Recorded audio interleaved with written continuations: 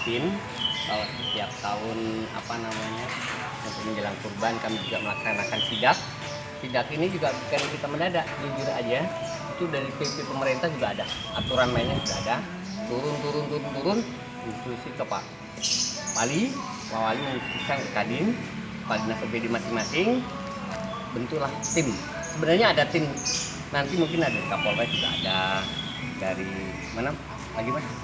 Yang Perindak juga ada, kami juga, tapi kami bukan mendahului, tapi memang ada tugas mengikuti dulu, menjajaki berapa sapi yang ada di sini, terus, kualitas dari sapi itu atau masuk kurban atau tidak, syarat-syarat kurban itu yang paling utama sebenarnya. Kalau memang memenuhi syarat-syarat kurban bisa dilaksanakan.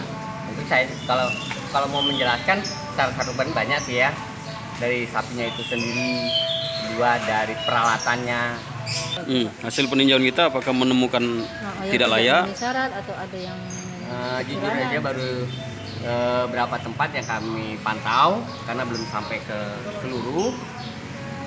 Panduan saya bersama kawan-kawan kayaknya memenuhi khusus untuk sapi, tapi kalau untuk kambing mungkin ada dua alternatif. Kambing di sana ada dua untuk kurban dan keka.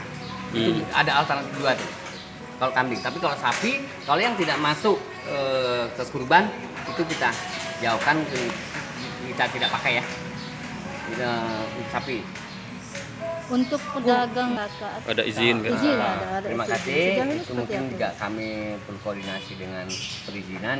Kalau beliau Pak Sapi jujur aja, jangankan SK, dia membawa ke sini ada surat resmi